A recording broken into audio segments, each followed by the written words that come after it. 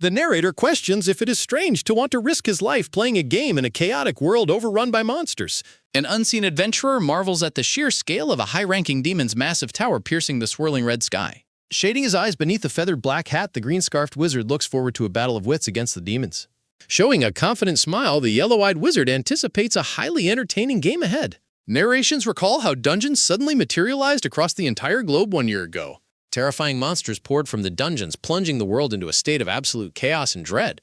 The monstrous invasion perfectly mirrored the fantasy world of the globally popular online video game Vanaheim Online. Humanity soon began awakening with supernatural abilities, giving rise to legendary defenders known as players. Cooperation became key as players utilized their unique classes to form powerful guilds and combat the monster threat. High-ranking demon Balsafar stands as a menacing overlord representing one of the 5 great demon clans. The spiky-haired knight rallies the elite Platinum Guild Radiant Spear Guard to launch a coordinated attack on Balsafar. Confident of victory, the purple-haired mage anticipates raising their guild rank and celebrating with a feast afterward. An intense battle cry echoes as the guild members launch their combined magical assault directly at Balsafar. Balsafar effortlessly intercepts their assault with a barrier of purple magic, leaving the purple-haired mage completely dumbfounded. The purple-haired mage and her companion scream in agony as they are forcefully blasted backward. Dropping to his knees, the wounded knight realizes Balsafar's overwhelming strength is completely superior to any foe they have ever faced. Finding simple execution too boring, Balsafar begins preparing a spell to make their demise far more entertaining. The knight is left bewildered as the battlefield suddenly transforms into a desolate volcanic mountain range flowing with lava. Standing on scorched, cracked earth, the panicked knight frantically tries to comprehend where they have been transported. Looming over his tiny opponent, Balsafar mockingly lectures him about the foolishness of humans relying entirely on visual perception. Sweating profusely, the knight realizes with absolute dread that their entire squad is about to be annihilated. Keeping a remarkably calm demeanor, the green-scarfed wizard strolls through the fiery landscape while humming a cheerful tune. Facing the towering demon, the relaxed wizard commends Balsafar on creating such a convincing sensory illusion. Lifting his feathered hat, the playful wizard casually inquires if the demon can deploy this magic anywhere he pleases. Intrigued, Balsafar finds it highly amusing that a mere human insect has managed to see through his grand deception. The volcanic illusion suddenly shatters away, restoring the stunned knight's surroundings back to the stone walls of the castle. Looking around, the bewildered knight finally understands that the volcanic landscape was entirely a psychological trick. Despite the realization, the sweating knight remains highly anxious about the sheer scale of the demon's magical capabilities. Spotting the mysterious wizard next to him, the knight is completely baffled by the stranger's sudden, uninvited presence. Entirely unbothered by the tension, the cheerful wizard happily admires a shelf lined with sparkling demonic treasures. Touching a nearby suit of armor, the wizard wonders if humans are capable of utilizing the high-ranking demon's prize collectibles. The wizard's attention is suddenly drawn to a glowing purple orb floating upon an ornate stone pedestal.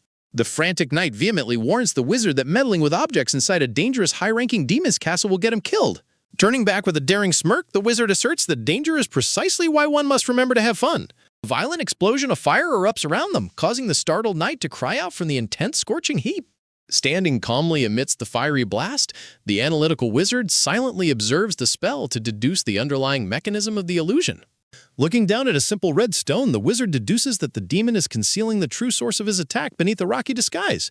Picking up the glowing stone, the wizard reveals the truth, exposing how Balsafar forces identical illusions and physical sensations onto his victims. Holding up the glowing purple orb, the grinning wizard confidently identifies it as a powerful artifact known as a Dark Legacy. Dismissing the wizard's discovery as a mere diversion, a sweating Balsafar gathers a massive surge of purple magic to obliterate him. Unfazed by the threat, the wizard flashes a mischievous grin and decides to actively participate in the battle. Manifesting multiple glowing green clones of himself, the wizard mockingly challenges the demon to find the real one. Stunned that a human has hijacked and controlled his dark legacy, Balsafar prepares an all-encompassing blast to destroy every single clone. A blinding wave of purple destructive magic rains down, completely engulfing the wizard's illusionary duplicates. As the clones harmlessly dissolve into sparkling dust, the demon realizes that none of them were the actual wizard. Revealing his true location disguised as the armor statue, the smirking wizard mockingly questions who truly failed to perceive reality. The wizard explains that Balsafar used grand illusions specifically to stall and hide the long cooldown time required for his massive spells. Gritting his teeth in humiliation, the furious demon curses the insolence of the clever young wizard. Sensing a sudden shift in the battle, the exhausted knight lets out a sigh of relief. The tense atmosphere abruptly breaks as the sheepish wizard realizes he completely forgot to bring his weapon. The yellow-eyed wizard casually asks the startled knight if he can borrow his weapon. Activating his copy skill, the yellow-eyed wizard replicates the knight's formidable spear. The yellow-eyed wizard summons a giant glowing golden die that unleashes random magical effects. The glowing golden die spins and lands on a roll of 4. With a confident smile, the yellow-eyed wizard hurls the mimic spear forward. The flying spear shatters Balthavar's defensive red magic barrier, catching the demon completely off guard. A massive beam of destructive light erupts, directly engulfing the high-ranking demon in its wake. Disbelieving his defeat, the disintegrating demon curses being brought down by a mere trick. The green-scarfed wizard stands victorious in the stone hall as demonic energy fades away. The smiling wizard cheerfully reflects on how entertaining their illusion battle was. The sweating knight stands in complete disbelief that the mysterious wizard defeated Balthazar solo. Looking at his system interface, the bewildered knight wonders what class the stranger has. A tired office worker sits alone at his computer screen late into the night. The man recalls his bleak, joyless existence of endless work without any recreation. Staring ahead with deadened yellow eyes, the exhausted corporate worker faces another grueling day. Everything changed when the beaten-down salaryman suddenly awakened to the powerful Jester class. He vows to playfully conquer every single dungeon appearing in the chaotic world. 1 year prior, a quiet apartment building stands illuminated beneath a glowing full moon. Inside the dim apartment, a solitary hand types rapidly away on a glowing keyboard. Yuma Anno stares blankly at his monitor, seeking any escape from his exhausting reality. At the office, an aggressive manager sharply demands to know why Anno looks so gloomy. The hostile boss grabs Anno's head while cruelly insulting his failure to meet quotas. Anno pleads that he is already exhausted, but the relentless manager demands weekend work. The manager sinisterly lectures that others playing is his perfect chance to get ahead. Terrified and pale, 25-year-old Yuma Anno tenderly endures manager's physical intimidation. For Yuma, his only salvation was user fantasy world of Anaheim Online. The game quickly exploded into a global sensation with tens of millions of players. Players were deeply captivated by the mythological setting and incredibly lifelike non-player characters. Coordinated dungeon raids with friends provided a deep sense of camaraderie and achievement. Yuma deeply cherished his highly customized characters and the rare treasures he accumulated. Fighting ferocious dragons offered the perfect escape from the misery of his desk job. Slaying monsters in the virtual world became Yuma's absolute sanctuary away from reality. Inside the game, he finally felt like he was living on his own terms. Collaborating with online teammates late at night brought Yuma genuine connection and joy. Wearing his headset, Yuma smiles brightly, completely immersed in his virtual haven. The following morning, the apartment building stands bright under the blue sky. The toxic manager confronts Yuma about spotting his account online over the weekend. Yuma feels a cold sweat as his manager Totsuka demands his personal device. Totsuka forcibly snatches the phone, demanding that Yuma surrender his beloved account. Yuma's phone glows in the dark with worried messages from teammates wondering where he went. Overwhelmed by exhaustion, Yuma falls asleep fully clothed alongside his glowing screen. The next morning, Yuma's heavy footsteps echo as he heads back to work. Despite his crushing despair, Yuma finds himself walking toward the office once more. Grimly calling himself a corporate slave, Yuma trudges through the company's glass doors. Driven by fear of salary cuts, Yuma silently urges himself to continue working. Suddenly, Yuma freezes in shock as a strange sensation catches his attention. Looking around, Yuma is completely stunned to find himself standing in a dark, ancient dungeon. Panicking, Yuma frantically pounds on a giant locked wooden gate that refuses to budge. Touching the rough wood, Yuma realizes the gate is identical to one from Vanaheim Online. Hearing a sudden deep rumble behind him, Yuma whirls around in absolute dread. The black-haired man recognizes the drooling, orange-eyed monster as a Glenfung from Vanaheim Online. Seeing the beast leap down from above, the panicked man realizes his situation is critical. The man groans as the monster's sharp claws slash brutally through his defensive block. Clutching his bleeding chest wound, the terrified man desperately questions the reality of his intense pain. Knowing hesitation means death, the wounded man flees as the ferocious beast chases him. Breathless and exhausted, the man runs across the tiled hall with the relentless hunter closing in. He skids to a sudden halt upon reaching a confusing three-way fork in the ancient ruins. With no time to waste, the bleeding man charges blindly down one of the paths. Slumping against a massive wooden door, the exhausted man tries to process his bizarre situation. He notes that the stone walls and fortified wooden gate are identical to Vanaheim Online. The monstrous beast he encountered confirms his growing suspicion that this is no ordinary dream. Horrified, he realizes that the dangerous fantasy game dungeons have somehow manifested in the real world. He looks around a treasure-filled chamber centered around a mysterious book resting on a stone pedestal. The astonished salaryman steps closer to the illuminated pedestal, drawn to the ancient glowing tome. Golden-bordered book features the distinct silhouette of a mysterious wizard wearing a feathered hat. Flipping through the pages, he realizes it is an NPC's travel journal from Vanaheim Online. The journal describes a bizarre, comical event involving a secret hot pot party with forest witches. He reads further about the journal author's ridiculous escapades, from extreme fishing to cheating animal beastmen. Despite the mortal danger, the amusing tales in the book cause him to chuckle softly. He laughs, deeply impressed by how outrageously free and unbothered the journal's writer truly was. He recalls his bleak corporate life, feeling pathetic compared to the boundless freedom of the traveler. As a tear falls onto the page, he confesses his deep envy of their lifestyle. Sobbing, the young man wishes with all his heart to live a freer, happier life. Suddenly, a radiant beam of rainbow-colored light descends from above, enveloping the weeping salaryman. Gasps of surprise escape him as the magical light starts to transform his entire surroundings. A glowing system interface appears, announcing his official awakening as an active player. He awakens as the legendary Jester class, donning a feathered wizard hat and green scarf. Stunned, he looks down to examine the vibrant mythical costume he has suddenly been granted. He realizes Jester is an incredibly powerful hidden class that never existed in Vanaheim Online. Sudden heavy banging on the wooden gate alerts him that danger is closing in. He turns toward the shaking door, realizing the monstrous predator has successfully tracked his scent. He wonders if his new class will let him fight, but realizes he has no weapon. As the wooden door shatters, he steels himself, knowing he must fight or die. He gains confidence, remembering that absolutely no one understands the mechanics of Vanaheim Online better. Summoning his magical status cards, the brave young Jester prepares to cast his first spell. Lacking proper weaponry, he winds up to chuck a small, ordinary stone at the beast. He smirks playfully, fully aware that a tiny pebble shouldn't inflict any real damage. Clenching the small stones tightly in his fist, he prepares to unleash a surprising trick. The thrown stones hit the monster, triggering multiple devastating critical hits with explosive light. The giant beast crashes heavily to the ground, confirming his theory about his new class. He notes that his extremely high luck stat makes landing critical strikes remarkably easy. A system screen displays his impressive stat gains after successfully leveling up his Jester class. Enveloped in swirling green magic, the confident Jester declares that he is fully capable of winning. He walks purposefully toward the exit, determined to survive this dangerous trial at any cost. He realizes that if this matches Vanaheim Online, certain rules must govern the layout. Facing a massive swirling purple portal, he understands that defeating the dungeon boss is mandatory. In the distance, he spots the blue-clad knight standing guard near another stone archway. The smug knight turns to look back, wearing a highly confident, sinister grin. He easily dispatches subsequent waves of jumping monsters thanks to his newly enhanced attributes. Defeating these creatures is second nature, as he has slain thousands of them before. Yuma confidently maneuvers past the attacking beasts, utilizing his extensive gaming knowledge. Arriving at a massive magic-sealed wooden gate, Yuma identifies it as the dungeon's boss room. Yuma flinches in surprise as a familiar, demanding voice suddenly echoes through the dark chamber.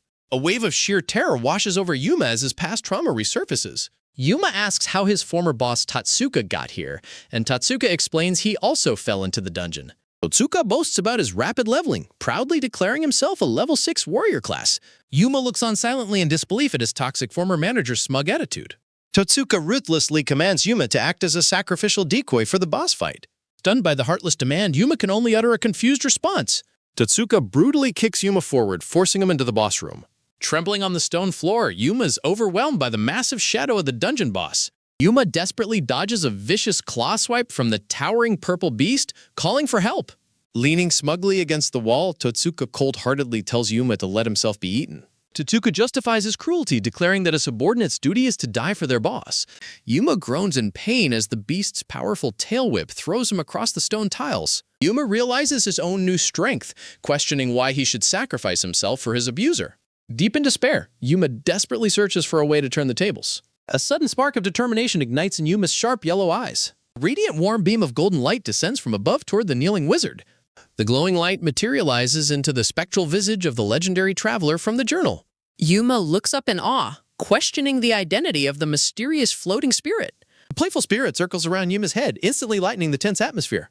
The legendary Jester offers his mystical strength to aid the struggling young player. Watching from a distance, Tatsuka grows suspicious as Yuma remains unharmed in the arena. Tatsuka is completely baffled when the giant dungeon boss suddenly freezes and ceases its attack.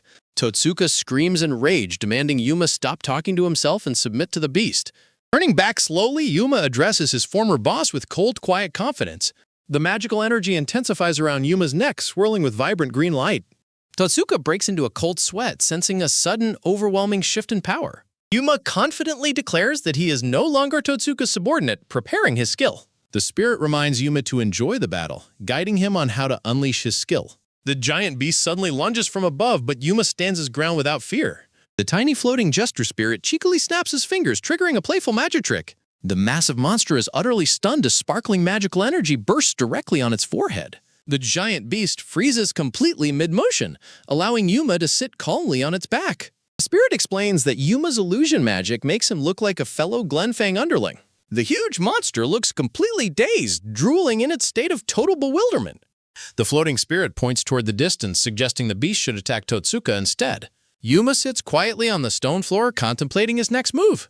Yuma hesitates, pointing out that Totsuka is still technically his workplace manager. The spirit scoffs at the excuse, declaring that corporate hierarchy is meaningless in a dungeon. The spirit urges Yuma to wake up from his corporate mindset and start his adventure. Accepting the truth, Yuma smiles brightly as he fully embraces his identity as a player. Yuma floats high into the air, leaving Totsuka completely dumbfounded by his powers. Totsuka yells furiously, demanding Yuma stop talking to thin air and let the boss attack. Yuma casts a swirling green spell, stating once and for all that he is no longer a subordinate. Totsuka rages back, threatening Yuma with a poor performance review if he doesn't comply. Totsuka continues his pathetic threats, warning of dire consequences for talking back to his superior. Glowing green magic charges rapidly around Yuma's hand as he prepares to strike. Swirling in powerful green magical aura, Yuma proudly prepares to unleash his legendary Jester skill. A green system interface reveals that his level 1 bluff skill alters the target's perception. Totsuka recoils in absolute confusion as Yuma's glowing green magic suddenly envelops him. Cold sweat beads on Totsuka's face as he realizes his perception has been completely warped. To Totsuka's horror, an imposing, monstrous vision of his own demanding corporate superior suddenly appears. He stands frozen and small before the giant shadow of his looming boss. The demonic illusion of his boss roars furiously, demanding to know why he is neglecting his work.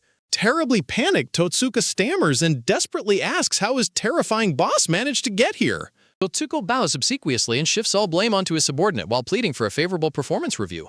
Totsuka attempts to flatter the illusion by fixing his tie, only to get brutally struck across the face. A heavy, crushing blow sends Totsuka flying backward with a painful cry. Yuma walks toward the beast, mocking Totsuka for only caring about his own skin even now. Slumped against the shattered stone wall, the trembling warrior stares in horror at the looming predator. The giant beast raises a deadly claw to strike down the utterly helpless weeping warrior.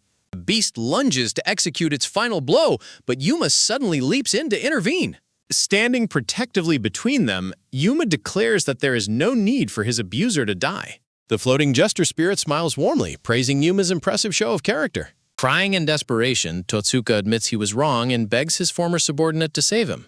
Yuma coldly tells the weeping warrior to disappear and stay far away from him. Relieved to be spared, Totsuka frantically runs away as fast as his legs can carry him. Turning his attention back to the dungeon boss, Yuma delivers a swift, decisive sword strike. With incredible speed, the agile Jester bounds across the stone floor toward the giant beast. Yuma stands victorious as green status windows pop up to announce his achievements. System screens confirm his rapid level gains, a newly unlocked mimic skill and his successful dungeon clearance. He reflects on the bizarre reality of video game dungeons appearing in the real world. Back in the bustling modern city, Yuma smiles confidently and notes that things have just gotten interesting. The floating spirit floats beside him, proudly boasting that this is exactly what he expected from his chosen hero. Yuma politely offers his gratitude for the rescue before asking the floating spirit who he truly is. Winking playfully, the eccentric spirit finally reveals his name to be Rudion. Rudion simply identifies himself as a legendary jester and nothing more. Yuma's eyes widen in sheer disbelief as he recognizes Rudion as the author of the magical journal. Rudion advises Yuma to stop complaining about the world's end and enjoy the adventure, asking what his next move will be. Yuma ponders his choices before a sudden revelation catches him completely off guard. Yuma gazes up at a massive magical tower dungeon situated atop a modern city skyscraper, recognizing its layout. A brilliant and confident smile spreads across the young jester's face as he hatches a plan. Looking down the magnificent stone corridor, Yuma confidently announces that he has just had a brilliant idea. He realizes that if he enters the locked chamber now, he can accomplish something truly incredible. Standing before the glowing stone statue of the goddess, Yuma resolves to do something truly fun. From the deep, unsettling darkness, a mysterious creature watches with glowing red eyes. Together, the young jester and his floating companion stand before a massive, fortified wooden gate. Rudion curiously asks Yuma why they have come to this specific, heavily sealed location of all places. Examining the ancient wall, Yuma explains that there is a locked chamber containing a hidden treasure chest here. A system narration reveals that the locked artifact is widely known as the goddess's secret treasure. Rudion raises an eyebrow, thoroughly intrigued by the mention of the legendary secret treasure. Yuma explains that players could never open the legendary chest despite being able to see it.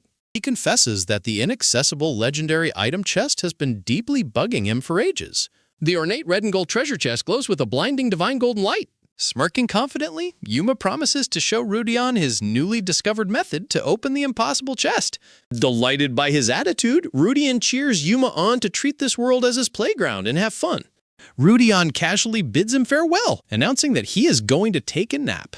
Yuma sighs and smiles as Rudion vanishes, noting how the spirit always pops in and out as he pleases. Yuma steps into the majestic, light-filled marble chamber of the beginner's labyrinth. A towering, cloaked figure begins to materialize in the bright, circular chamber. The radiant golden goddess formally welcomes Yuma to the tutorial arena. Yuma recognizes the goddess's dialogue, noting it is identical to the game's tutorial. The guide goddess instructs the player to learn combat and escape the dungeon. The goddess extends her arms to offer Yuma her eternal blessing. Observing her closely, Yuma remarks on how truly divine the goddess appears in person. The goddess gestures to a status screen, but Yuma casually turns his back. Annoyed by his departure, the goddess demands Yuma listen as she explains his stats. Yuma ignores her and immediately opens the nearby wooden treasure chest. Disappointed by receiving a simple copper sword, Yuma gets scolded by the annoyed goddess. Suddenly, a hostile floating spirit made of orange fire emerges from the stone wall. The goddess remains calm, formally announcing that an enemy has appeared. The flaming creature growls as the tutorial prompts the player to ready their weapon. Yuma instantly disintegrates the monster in one hit, surprising the goddess. A quick rustling sound echoed as Yuma prepares his grip on his copper sword. Yuma swings his sword, releasing a powerful green magical slash directly at the wall. Powerful impacts crumble the stone pillars, causing structural damage to the sacred temple. Losing her divine patience, the goddess screams at Yuma to stop damaging the dungeon. Yuma smirks, realizing his strategy to provoke the guide goddess is working perfectly. Yuma anticipates the arrival of the secret high-level raid boss, the goddess of Black Rage. The narration explains that when the guide goddess becomes consumed by anger, she transforms into the Black Goddess. Observing her transformation, Yuma notices she looks exactly like the raid boss from his game memories. Yuma recalls the valuable loot and unique rewards dropped upon defeating the Black Goddess. Yuma remembers how other players struggled during previous raid boss battles in the game. The coveted Crown of Thorns drops as a key to access the dungeon's sealed treasure room. Yuma suddenly realizes that the elusive Eternal Prison is actually located inside the tutorial dungeon. Yuma playfully questions the sweat-drenched goddess about her knowledge of the locked treasure chest. As the goddess attempts to ignore him, Yuma unleashes another explosive green slash on the walls. A creepy, dark smile creeps onto the goddess's face as her anger completely boils over. A dark red aura erupts around the goddess as the Crown of Thorns wraps around her head. The dark goddess lets out a terrifying roar, furious at being constantly interrupted by Yuma. Yuma smiles in satisfaction, pleased that his plan to summon the raid boss succeeded. Narration notes that anyone would eventually snap after repeating the exact same tutorial loop daily. Consumed by Black Rage, the transformed goddess vows to make Yuma pay for his disrespect. A loud metallic clang rings out as Yuma uses his copper sword to block her deadly claw swipe. The sheer impact of her monstrous strike sends Yuma hurtling backward across the stone chamber. Struggling to regain his footing, Yuma recognizes that fighting a raid boss at his current level is incredibly dangerous. The dark goddess's red razor-sharp claws twitch in anticipation of her next deadly strike. With terrifying speed, the demonic goddess lunges forward with her clawed hand outstretched to strike him down. Cut off guard by her extreme speed, Yuma realizes he cannot dodge her incoming attack in time. A loud clatter sounds as Yuma's copper sword slips from his grasp and falls onto the cold tiles. The dark goddess laughs ecstatically, expressing her long-awaited joy in finally killing a player. She brutally shreds her target, screaming in rage about the millions of times she had to repeat the tutorial. Watching from a safe distance, Yuma lets out a relieved sigh, glad his trick worked. The demonic boss gasps in shock upon realizing she only shredded a glowing green magic substitute. Yuma reveals that he successfully stole the legendary Crown of Thorns right off her head during the confusion. Stunned by the theft of her power source, the goddess begins rapidly turning back into stone. Yuma stretches happily, thoroughly enjoying the thrill of his successful tactical heist. Holding the glowing thorny crown, Yuma celebrates as the sealed treasure chamber finally unlocks. The ornate golden treasure chest bursts open, radiating a brilliant and blinding divine light. Standing before the glowing chest, the black-haired boy excitedly wonders what kind of legendary artifact lies inside. He carefully reaches his hand into the radiant, warm glow of the open chest. A system notification confirms he has successfully obtained the legendary Ring of the Goddess's Blessing. The legendary golden ring floats gracefully in the air, shining with a pure divine light. The system window details the ring's incredible legendary effect of automatically fully recovering HP on the verge of death. Admiring the glowing treasure, the black-haired boy ecstatically celebrates his unbelievable success in acquiring a true legendary item.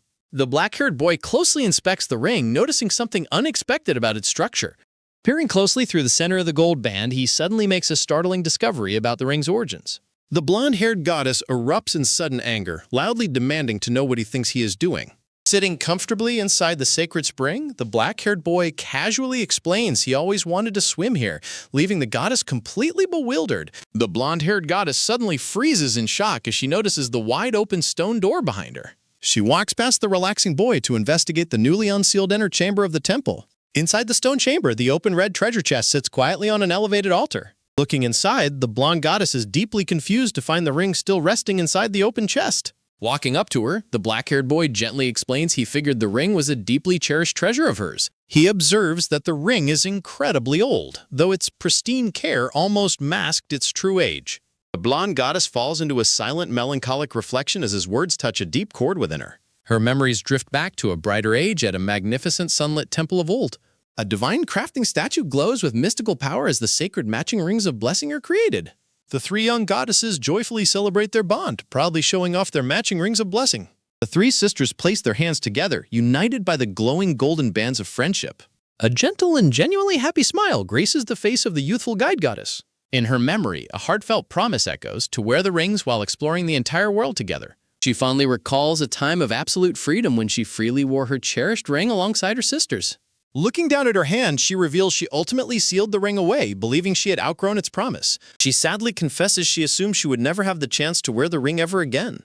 The black-haired boy empathetically asks if she has been tracked running this repetitive tutorial loop for eternity. He shares a brief glimpse of his own past, admitting he once felt like an exhausted corporate drone. The blonde goddess listens in silence, deeply moved by his unexpected understanding of her endless burden. Smiling warmly, the black-haired boy suggests she try having some fun, prompting her to wonder how that is possible here. He playfully suggests altering her appearance, building secret passages, and occasionally sneaking out to explore. Extending his hand, he reassures her that she should do whatever brings her joy. The black-haired boy kindly tells her that she is no longer bound to be chained down by her duties. The blonde goddess stares at him in complete disbelief, her eyes widening at his words. Smiling softly, the goddess decides to hand the legendary ring over to the black-haired boy.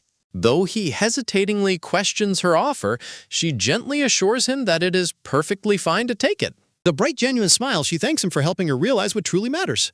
Preparing to depart, the black-haired boy promises to drop by and play with her again in the future. Standing by the door, the blonde goddess warns him to stay safe amidst the dangerous enemies outside. As he walks away, the black-haired boy ponders why their world was transformed into this video game reality. Turning back toward the inner chamber, the blonde goddess quietly admits that she does not know the answer.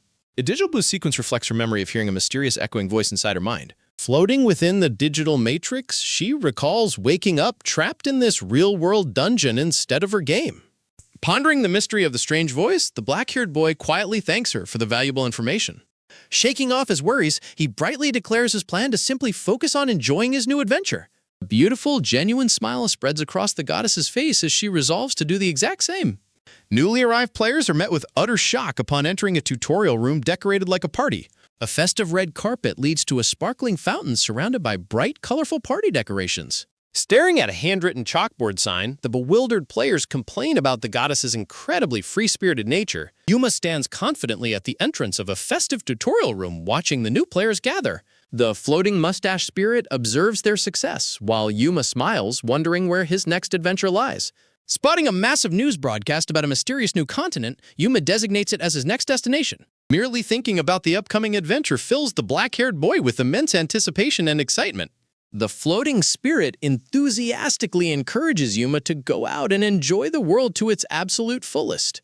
Smiling brightly, Yuma agrees to make the most of his grand journey. A sudden sharp ringing sound echoes from Yuma's pocket, prompting him to inspect his pouch. Yuma pulls out his smartphone and notices an incoming call from his longtime gaming friend, Sua. Answering the call, Yuma is instantly alarmed by Sua's frantic, desperate pleas for immediate help. Over the phone, a panicked Sua explains that he got trapped inside a beginner-level dungeon.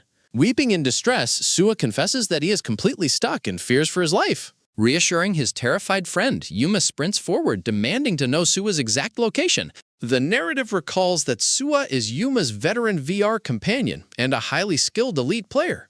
A massive monster claw looms menacingly over the terrified, cowering Sua in the Red Cavern. Yuma remains deeply perplexed as to why such a seasoned gamer is struggling in a beginner dungeon. Filled with growing concern, Yuma continues to wonder what could have happened to his skilled friend. Yuma swiftly slides down into the dark red-lit beginner dungeon to begin his search. Racing past several flying bat monsters, Yuma notes that the local enemies are supposed to be extremely weak. He remains thoroughly baffled about why Suwa could possibly be having such a difficult time here. The mustache spirit asks why he is rushing, and Yuma urgently explains that his friend is in danger. Floating alongside him, the spirit thoughtfully notes that true friendships endure even when the world changes. The spirit continues to muse on bonds, leaving Yuma slightly confused as he presses onward. Yuma gasps in surprise as he finally catches sight of something ahead in the cavern. Pointing past a large rock, Yuma shouts out in excitement upon spotting his friend. A loud rustling sounds as Yuma dashes forward, calling out to ask if Suwa is unharmed. Suwa gasps in relief upon seeing Yuma, who immediately asks what went wrong. Looking down in shame, Suwa sadly begins to recount his unexpected struggles. Suwa confesses that he expected the beginner-level dungeon to be an effortless cakework. Yuma asks if an unlisted monster appeared, noting that this reality doesn't perfectly match the game. Clutching his chest, Suwa weakly denies that a new monster was the cause of his defeat. Yuma falls silent, deeply puzzled by his friend's mysterious struggle. Putting the mystery aside, Yuma points toward the exit and suggests they escape together. Yuma confidently vows to clear the dungeon by his friend's side, just like the old days. Suwa recalls a past battle where he raised his shield, shouting for Yuma to attack a beast. In the memory, Yuma leaped forward with his sword raised, cleanly slicing the monstrous beast. The two gamers joyfully celebrated their perfect teamwork, fondly remembering how much fun they had. Suwa looks up in silent realization, deeply touched by Yuma's unwavering kindness. Spotting something in the corner, Suwa points excitedly at an old wooden chest. A sudden sharp click sounds as Suwa eagerly pulls open the lid of the treasure chest. A glowing system window announces that they have successfully obtained a basic longsword 1. Yuma happily celebrates their luck in finding gear with an enhancement bonus. Yuma explains that highly enhanced low-tier weapons can easily outperform standard high-tier gear. Gaining new confidence, Suwa grips the longsword tightly, feeling ready to fight once more. Suwa ignores the leftover jar of copper sand, but Yuma eagerly offers to take it. Holding the jar of copper sand, Yuma happily admires its sparkly texture, leaving Suwa baffled. A sudden heavy stomp echoes as a massive demonic arm suddenly appears right behind them. Engulfed in fiery red energy, a terrifying horned demon growls menacingly at the two boys. Suwa recoils in sheer terror, completely overwhelmed by the monster's imposing presence. Yuma calmly steps forward, reassuring his terrified friend that he will handle the beast. With a swift, powerful swing, Yuma unleashes a vibrant green magical slash that effortlessly bifurcates the demon. Clutching the longsword, Suwa weakly expresses his gratitude, while Yuma silently observes his trembling friend with concern. Looking closely at Suwa's anxious expression, Yuma grows increasingly worried and wonders what could have traumatized him. The two boys stand side by side in front of a massive arched wooden door inside the dark cavern. Yuma confidently asks if Suwa is ready to defeat the boss, and a nervous Suwa hesitantly agrees. A sharp creak sounds as Yuma places his hand on the red door, pushing it open. A menacing gray monster with a spiked shell and massive claws waits inside the room. The giant beast lets out a terrifying roar, causing a terrified Suwa to shriek in fear. Gritting his teeth, Suwa desperately tries to motivate himself, hoping his new weapon will be enough. The armored monster suddenly charges forward, ready to strike down the intruders. Screaming at the top of his lungs, Suwa recklessly charges toward the approaching beast. Panicking at his friend's reckless action, Yuma urgently yells for Suwa to stop. Crying out in terror, Suwa swings his newly acquired sword with all his might. The giant gray beast swings its thick claw, easily intercepting Suwa's attack. A loud snap echoes as the monster easily shatters Suwa's sword into pieces. Staring at his broken blade, a horrified Suwa completely freezes in shock. Towering over the cowering boy, the gray monster prepares to deliver a finishing blow. Yuma swiftly leaps in to save his friend, unleashing a powerful green magical slash. As the monster retreats, Yuma hurriedly checks to see if Suwa's unharmed. Completely defeated, Suwa collapses onto the dusty cavern floor with a heavy groan. Weeping in despair, Suwa laments his shattered weapon and fears that death is near. Yuma tries to reassure him, but a hysterical Suwa loudly screams about his absolute terror. Yuma stares in stunned silence, deeply taken aback by his friend's intense breakdown. Suwa tearfully confesses that reality is far more terrifying than any virtual game. He vividly recalls the horrifying blood-soaked stench of the massive beasts he encountered. He remembers the physical toll of his heavy gear weighing down his exhausted body. He shudders at the agonizing memory of feeling actual physical pain from monster attacks. Suwa breaks down completely, crying that he cannot handle this terrifying new reality. The spiky boss monster recovers from the attack and prepares to charge once more. Spotting an opportunity, Yuma grabs his copper sand and prepares to use it. Yuma hurls the copper sand directly into the eyes of the charging monster. The monster shrieks in pain, clawing at its blinded eyes as dust swirls around. Turning back, Yuma quickly commands Suwa to retreat to a safe distance immediately. Floating nearby, the mustache spirit observes Yuma's clever use of junk to protect his friend. The spirit smiles in amusement, praising Yuma's highly creative and playful combat style. Clashing with the beast, Yuma struggles to make a scratch on its heavy armor. He realizes his cheap copper sword is completely useless against the monster's hard shell. The mustache spirit teases Yuma's struggle, questioning how he intends to break through. Yuma swiftly leaps backward, dodging another heavy swing from the raging beast. He carefully analyzes the creature's thick armor plates and sharp, dangerous pincers. Looking down at his glowing ring, Yuma decides to try activating his copy skill. Channeling magical energy into his hand, Yuma dashes straight toward the gray monster. Suwa screams in panic, warning Yuma that getting too close is extremely dangerous. Showing no fear, Yuma calmly tells his friend to simply watch him. Yuma lunges forward, pressing his glowing ring hand directly against the monster's heavy shell. A bright prompt announces the activation of Yuma's mimic ability. A vibrant burst of green energy explodes as the ring absorbs the monster's power. The system registers the command, triggering the legendary ring's special duplication magic. A green notification explains that his mimic skill temporarily copies the target's abilities. Yuma's left hand suddenly transforms, morphing into a massive, jagged crab claw. The gray monster recoils in sheer bewilderment, shocked to see its own weapon replicated. A massive stomp echoes through the cavern as a foot slams heavily onto the ground. Yuma swings his copied crab claw, delivering a powerful strike to the gray monster's shell. The red aura fades as the copied crab claw suddenly dissolves back into Yuma's hand. Yuma grimaces in frustration, realizing that the 15-second limit of his mimic skill is far too short. Yuma targets the monster's exposed chest, knowing a single successful strike there will win the fight. Gripping his sword, Yuma charges toward the armored beast to strike its newly exposed weak point. Screaming with determination, Yuma leaps forward to deliver his final decisive blow against the monster. Suwa watches the battle from afar in utter shock, completely stunned by Yuma's raw power. The floating mustache spirit smiles proudly, noting he was prepared to offer advice if needed. A sharp impact ring sounds as Yuma's sword successfully strikes the monster's armor plates. Yuma adjusts his hat with a satisfied smirk, pleased that his strategy worked perfectly. A glowing green system notification announces that the skill Playful Spirit has been successfully unlocked. The scene shifts to modern city skyscrapers towering majestically under a clear blue sky. Suwa collapses in exhaustion at the cave exit, expressing intense relief at making it out alive. Yuma tries to discuss their next steps, but a dejected Suwa announces his retirement from being a player. Yuma stares in absolute shock, completely stunned by his friend's sudden and unexpected retirement. Yuma reaches out to ask why, reminding Suwa that they have fought together from the start.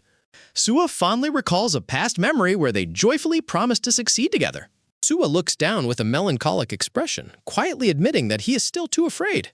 Suwa explains that his recent near-death experience made it clear he cannot continue fighting. Yuma looks at his friend with deep sadness and silent empathy, softly calling out Suwa's name. Suwa smiles warmly, admitting that watching Yuma fight with pure enjoyment was truly inspiring. Looking out at the modern city, Suwa plans to play casual games to pass his time. Accepting his friend's choice, Yuma offers a supportive smile and respects Suwa's decision. Yuma reads a news article announcing the government's official recruitment for the new continent survey team. The article introduces the Rising Star Guild, Soaring Hawks of the Sky, led by Takajo Shoya. The report notes that government-approved guilds are also aggressively competing to join the advanced survey team. Yuma reads the article and concludes that his first step must be to quickly level up.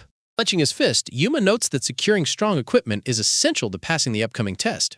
Yuma identifies a treasure vault-type dungeon as the perfect place to level up and find gear. Observing the tight 2-day application deadline, Yuma realizes he must act as quickly as possible. Inside a modern corporate office, the blue-haired guild leader addresses a meeting of his members. The blue-haired guildmaster, Takajo Shoya, prepares to announce the 2 lowest-ranked members by guild contribution.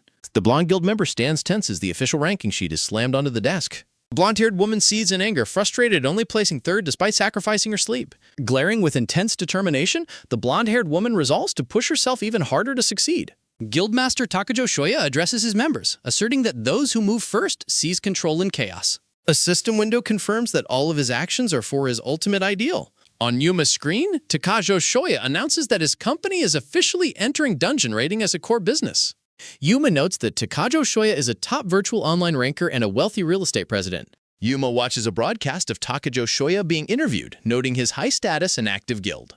A soft clack echoes as Yuma takes his first steps inside a blue-lit stone dungeon. Yuma enters the dungeon and spots the blonde-haired woman effortlessly blasting monsters with a massive firearm. Yuma narrows his eyes in surprise, instantly recognizing the skilled fighter in front of him. A decaying monster with glowing blue eyes approaches, identified as a treasure hunter zombie. Yuma unsheaths his sword, noting that these zombies will keep rising unless their heads are crushed. A loud blast echoes as a bullet strikes a zombie, sending dust and debris flying. Slinging her massive sniper rifle over her shoulder, the blonde-haired woman notes many enemies remain. Yuma gasps in surprise, recognizing the blonde-haired woman as a prominent member of Takajo Shoya's guild.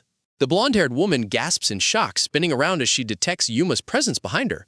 Yuma nods as Nijika calls out to stop him from moving any further ahead. Glaring fiercely, Nijika warns Yuma not to steal her kills because she has a strict quota to meet, leaving Yuma utterly confused. Nijika stands confidently in her red shirt and black pants, resting her heavy sniper rifle on her shoulder. A bold graphic introduces the blonde-haired sniper as Natsumi Nijika as she glares forward with intense eyes. Glaring sharply, Nijika reiterates that this is a critical time for her to hit her quota, warning Yuma not to steal her kills. Looking stunned, Yuma's sweat drops and clarifies that he was actually trying to help her rather than steal anything. A guild member suddenly commands Natsume to move, and she quickly complies as she runs off to join her squad. Yuma sighs, lamenting that even after becoming players, they're still desperately chasing corporate quotas instead of trying to have fun. The floating spirit asks if Yuma is also in a hurry, but Yuma cheerfully replies that he plans to take his time and sightsee the dungeon. Yuma admires a glowing blue wall torch, wondering if the spirit can feel the ancient history of these ruins. Touching the stone wall, Yuma explains that he wants to enjoy the experience and will figure things out even if he misses the deadline. The mustache spirit chuckles and remarks that Yuma has truly grown into his role as a jester. The guild members stand alert in the corridor as two skeletal zombies stand guard in the distance. Nijika readies her rifle and locks her target as her team leader commands them to push forward while he holds off the enemies. Team leader announces their quota of 10 enhanced weapons, ordering the group to wipe out every mob and boss without falling behind. Nijika glances back with a sharp look, noticing Yuma and the spirit casually stroll down the hallway behind them. Yuma happily observes the ancient torch stands and the smell of rust, expressing how much he loves the dungeon's unique atmosphere. Spotting something on the ground, Yuma kneels to inspect it, prompting the mustache spirit to ask what he is up to. The spirit begins to explain the dungeon, but is cut off as the guild members ahead loudly celebrate finding the treasure room. Inside the treasure room, Nijika excitedly uncovers a level 1 power bow and steel lance from a glowing golden chest. Another guild member eagerly peers into a chest, wondering what items might be hidden inside. The guild member is highly disappointed to find a rusty, bent little dagger, expressing his disgust at the strange find. Dismissing the rusty dagger as a complete dud, the guild member carelessly tosses it over his shoulder as Yuma watches quietly. Leaping forward, Yuma easily catches the discarded dagger mid-air with a casual greeting. Yuma admires the dagger, noting its interesting shape and believing it could be useful for all kinds of things. The other guild members laugh at Yuma, mocking his choice and sarcastically wishing him luck with such a terrible weapon. The group declares that good weapons belong to whoever grabs them first as they head off to claim the boss rewards. Yuma stares at the bent dagger in his hand, quietly pondering the idea of using a supposed dud weapon. A wide view reveals the guild members engaging in a chaotic battle against multiple skeletal warriors in the arena. With a swift, powerful slash, Yuma easily cleaves through a skeletal zombie using his new bent dagger. Yuma realizes the bent blade shifts weight in a cool way, smiling as he figures out the perfect fighting style for it. Suddenly, a loud metallic snap echoes as a guild member steps directly into a hidden bear trap, injuring his leg. Multiple guild members collapse to the floor after triggering traps, causing a panicked Nijika to rush over to them. Trapped on the floor, the team leader desperately cries out for Natsume to help him. Nijika frantically looks around the room, realizing there must be a release switch somewhere to deactivate the traps. Nijika's eyes widen in sheer shock as a loud, heavy thud echoes through the chamber. A massive metal foot slams heavily onto the stone floor, shaking the entire room. A towering stone golem guardian appears, its armored body glowing with a bright red core on its chest. Nijika gasps in horror as she realizes a powerful guardian is protecting the boss. Determined to fight, Nijika draws her new power bow and fires a powerful shot directly at the guardian. Sharp metallic clang sounds as the arrow strikes the guardian's thick chest plate, harmlessly bouncing off. Nijika breaks into a cold sweat, staring in disbelief at her completely ineffective attack. A text box confirms that the guardian is highly reinforced and built specifically for defense. Gripping her bow tightly, Nijika despairs that her weapon lacks the firepower to pierce the guardian's heavy armor. She spots the glowing red release switch to disable the traps mounted on the wall directly behind the guardian. Yuma calmly steps forward, asking if he simply needs to hit the switch behind the massive guardian. Tipping his hat, Yuma readies his bent dagger and confidently tells Nijika to leave the task to him.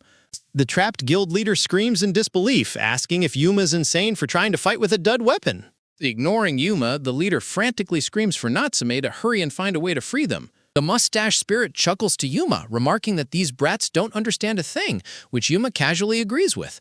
The blue glowing bent dagger has a system bubble stating that even this weapon has its uses. A system window announces that Playful Spirit Level 1 transforms the bent dagger into the flash boomerang. Nijika looks on in sheer surprise and confusion.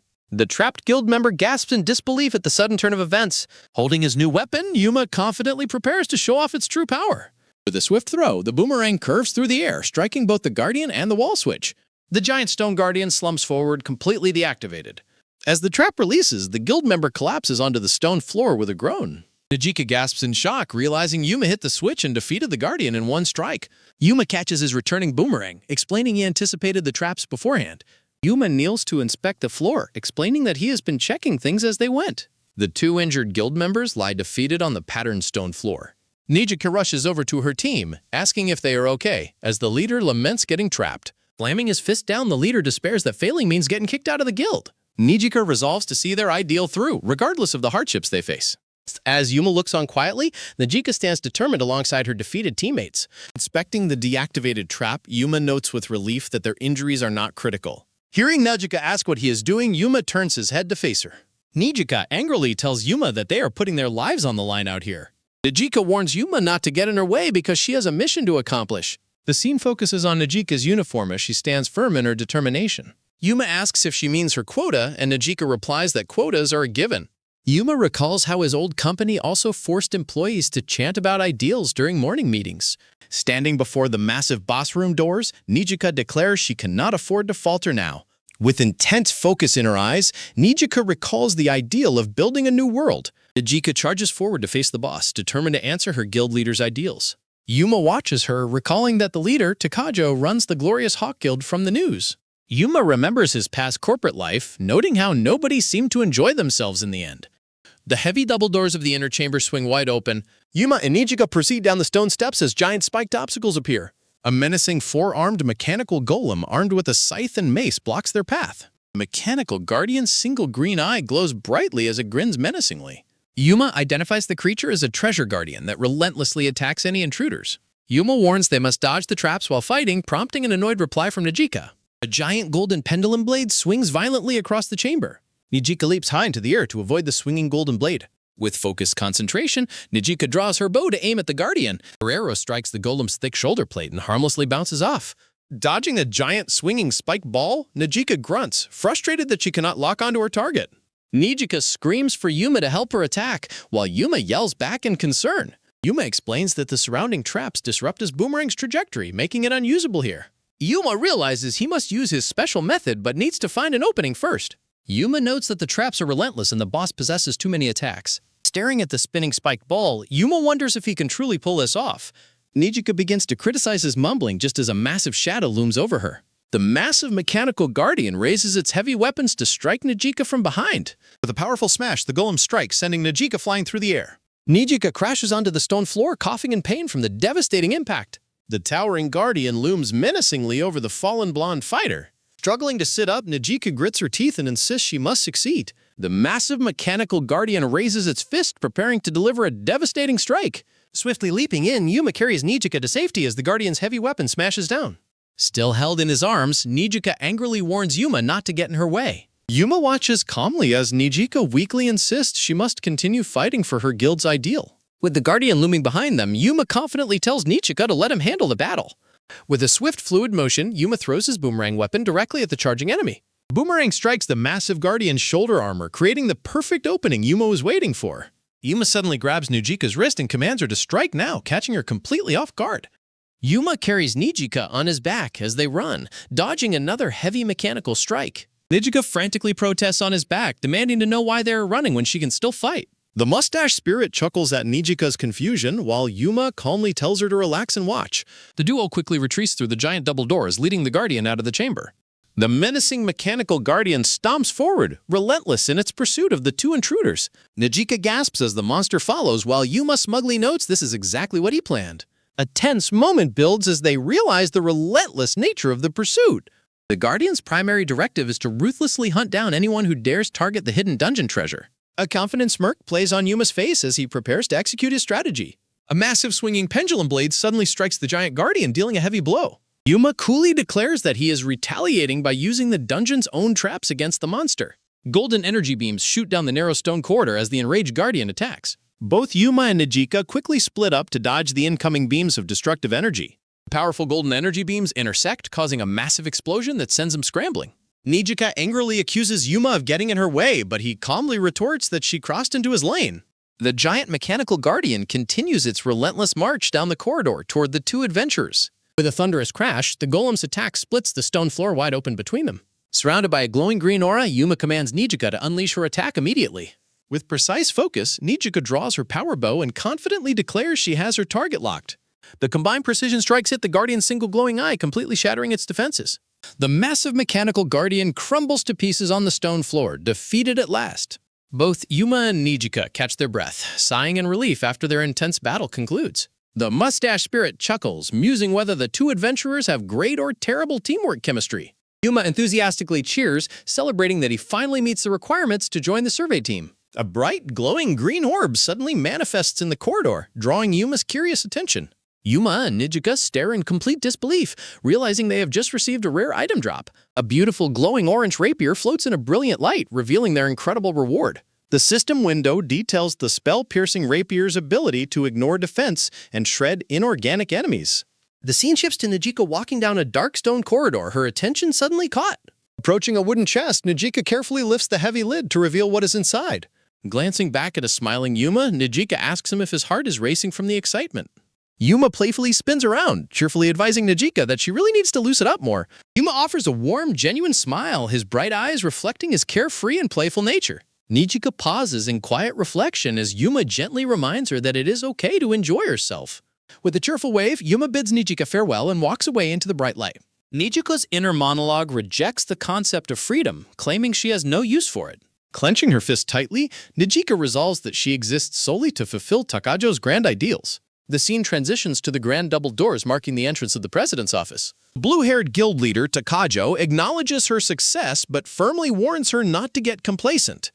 Takajo commands Nijika to pass the upcoming selection test, and she submissively vows to succeed. Takajo further instructs Nijika to keep a close eye on Yuma, noting he might be useful. Nijika quietly accepts the mission, her intense gaze showing her absolute obedience to her leader.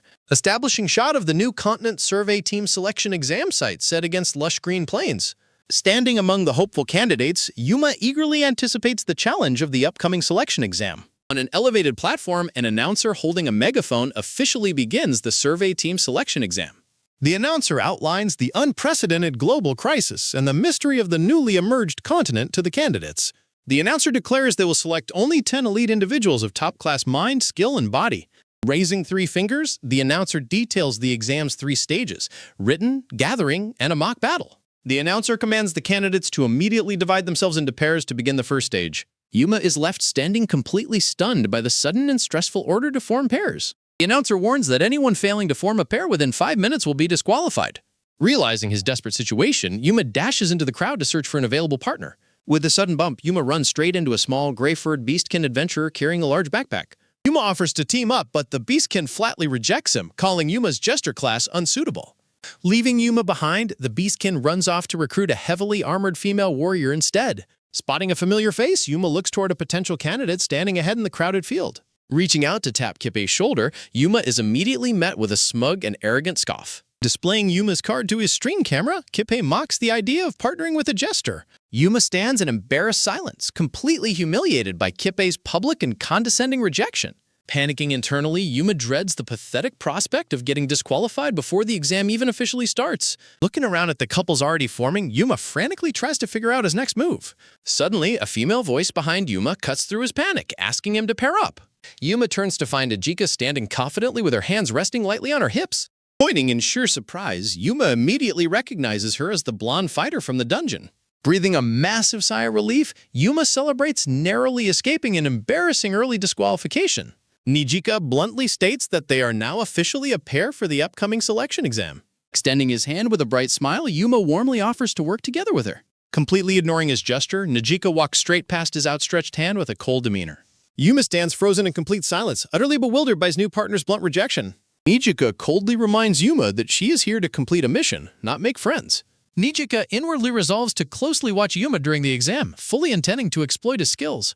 Walking ahead, Nijika maintains her absolute resolve to succeed solely for the sake of Takajo's ideals. The candidates sit silently in a large, open-air tent focused entirely on their written exam papers. Yuma bites his pencil in absolute frustration, sweating profusely over the incredibly difficult test questions. Squeezing his pencil tightly, Yuma trembles with extreme anxiety as the difficult written exam continues. Nijika glares in sheer annoyance as Yuma resorts to rolling his pencil to guess the answers. The examiner's voice booms over the loudspeaker to announce the completion of the written exam results. The announcer warns that any team ranking 21st or lower will be instantly eliminated. Clasping his hands in desperate prayer, Yuma panics while Nijika stands confidently by his side. The results screen shows they barely passed in 19th place, prompting Yuma's excited cheer. Nijika demands to know how they rank so low, while Yuma sheepishly explains his academic struggles. Nijika angrily screams that the government's latest regulations should have been absolute common sense to him. Yuma sweat drops in complete disbelief, realizing he was entirely unaware of the widely publicized updates. Yuma apologizes sheepishly, admitting he simply chose whichever test answer sounded like the most fun. The digital display flashes, announcing Kariya Soma and Shino Izuhi as the first-place team. The crowd murmurs in deep admiration as they look toward the prestigious top-ranked duo. Checking her tablet, Nijika recognizes the top team as Crimson Blade, a highly celebrated rising duo. Nijika watches the confident top duo, noting with concern that they also dominated the written exam. Nijika warns Yuma to be prepared to risk his life for the next phase. Laughing off her intense warning, Yuma cheerfully advises Nijika to relax a bit more. The candidates gather at the collection test site, a dark cave filled with glowing blue crystals. The announcer warns that the cavern's twisting maze will distort their sense of direction and time. A system notification outlines the exam phase, requiring candidates to gather 3 cave-form gems within 2 hours to pass. The examiner continues the announcement as various candidates proceed deep into the dark stone cavern. The announcement warns that the cavern has turned into a dangerous den teeming with dangerous monsters. The announcer urges the candidates to steel their resolve as they make their way inside. Yuma reaches out toward a brightly glowing gem embedded high on the cracked cavern wall. Yuma holds up their first collected gem, cheerfully noting they only need 2 more to pass. Nijika urges Yuma to hurry and search for the remaining gems while staying alert for monsters. Yuma suddenly stops in his tracks, his attention drawn to something on the cavern wall. Yuma gently runs his fingers along a glowing purple vein pulsing with raw magical energy. Yuma deduces that following the intensifying trail of magical energy will lead them straight to a gem. Pointing down the path, Yuma confidently guides Nijika toward the source of the magical energy. Nijika reacts with silent surprise as she spots something ahead of them. Spotting another gem floating inside a bright, arched passage, Nijika commends Yuma's keen observation skills. Yuma smugly asserts that they can easily shatter the protective barrier surrounding the gem with ranged strikes. Another pair of candidates suddenly approaches from behind, noticing Yuma and Nijika at the site. Kariya Soma politely concedes the gem to them, deciding his team will search elsewhere instead. Yuma and Nijika watch in quiet surprise as the top-ranked duo calmly walks away. Nijika observes that the top duo's generosity stems from supreme confidence in their own abilities. With a faint smile, Nijika watches as Yuma prepares to strike the barrier. A sharp strike shatters the magical barrier, sending the glowing gem tumbling down. Nijika catches the falling gem, while Yuma enthusiastically cheers that they have secured their second one. With plenty of time remaining, Nijika excitedly notes they only need 1 more gem to pass. Elsewhere in the cavern, the streamer Kippe and his reluctant Beastkin partner search for gems. The Beastkin inwardly grumbles about being paired with Kippe instead of the strong warrior he wanted. The Beastkin spots a small, floating blue jellyfish monster and underestimates its strength. The jellyfish monster suddenly unleashes a powerful electrical shock, jolting the helpless Beastkin. Instead of helping, Kippe gleefully films the agonizing ordeal for his stream audience while the Beastkin begs for help. With a bored sigh, Kippe prepares to intervene by summoning a massive defensive shield. With a heavy impact, Kippe charges forward and bashes the jellyfish monster with his large shield. The exhausted Beastkin collapses in relief, gasping out his gratitude to Kippe for saving his life. Kippe playfully remarks that while he wanted more footage, he could not let his partner die. Kippe praises the Beastkin's terrified expression, leaving his partner utterly bewildered and annoyed. Getting back to business, Kippe notes that they have not found any gems yet. Staring at their single gem, the Beastkin desperately ponders if there is a faster way to gather them. Kippe admits he is losing his sense of direction, warning they will be eliminated if they fail. The Beastkin throws a frantic tantrum, declaring his absolute determination to join the team and silence his doubters. Gritting his teeth, the Beastkin begins to hatch a desperate plan to secure more gems. The Beastkin urgently calls out to Kippe, asking him to listen to an idea. Kneeling down, Kippe listens intently as his partner whispers a devious plan into his ear. With a highly sinister grin, Kippe gives a firm thumbs up and agrees to the plot. Back with the main duo, Yuma and Nijika continue their steady progress deeper into the cavern. A sudden blood-curdling scream echoes through the dark tunnels, catching Yuma completely off guard. Yuma narrows his eyes in concern, realizing that another candidate is in serious danger. Spotting the source of the distress, Yuma urges Nijika to follow him to investigate immediately. The two quickly sprint down the passage, determined to help whoever is in trouble. Dashing forward, Yuma draws his blade, fully prepared to confront whatever threat lies ahead. From a distance, Nijika quickly draws her power bow, aiming directly at the attacking jellyfish monster. The rescued adventurer pants heavily, expressing his profound gratitude after being cornered by the monsters. While Nijika is relieved they made it, Yuma grows suspicious and asks where the adventurer's partner is. Unbeknownst to them, the sneaky beastkin creeps up silently right behind the two distracted heroes. Close up on the beastkin's sharp purple eye as he signals to begin their ambush. Swooping down suddenly, the beastkin uses a swift skill to steal Yuma and Nijika's gems. The beastkin explains that the theft went exactly according to their plan. Yuma and Nijika are left completely shocked as the thief leaps away with her gems. Nijika furiously demands the return of their gems before a sudden scream cuts her off. Shimada charges in with brute force, violently shoving Yuma and Nijika off the cliff. Crying out in pain, Yuma and Nijika tumble helplessly down the steep rocky chasm. Reaching the bottom, Yuma and Nijika look up as the beastkin praises his partner's successful attack. Shimada sneers down at the fallen duo, mocking them for falling into their trap so easily. Standing triumphantly at the edge, Shimada boasts about waiting for easy targets to wander in. The thieves walk away confidently, boasting about securing 3 gems to secure their exam victory. Nijika clicks her tongue in frustration, realizing they were outsmarted by a stealing skill. Looking up in despair, Yuma realizes they will be disqualified if they cannot recover the gems. Yuma reaches down and firmly grabs Nijika's hand to pull her up from the pit. After Nijika expresses her gratitude, Yuma urgently prompts her to pursue the thieves immediately. The duo sprints frantically through the dark cavern, their footsteps echoing loudly. Yuma suddenly stops in his tracks as his keen senses pick up a strange sound ahead. Approaching the scene, the duo finds the beastkin panicking over his unconscious partner. Nijika remains deeply skeptical, accusing the beastkin of trying to deceive them once again. The beastkin tearfully admits his desperation, acknowledging why they cannot trust him after the theft. A brief flashback recalls Shimada confidently filming their journey before disaster struck. The beastkin breaks down in tears, terrified for his partner's life. Yuma decides to trust the beastkin, despite Nijika's furious objections about his reckless decision. Yuma explains that if they do not intervene, the thieves will surely be killed. Nijika sighs deeply in absolute exasperation, reluctantly agreeing to go along with Yuma's plan. The beastkin is shocked that Yuma would show mercy after being betrayed.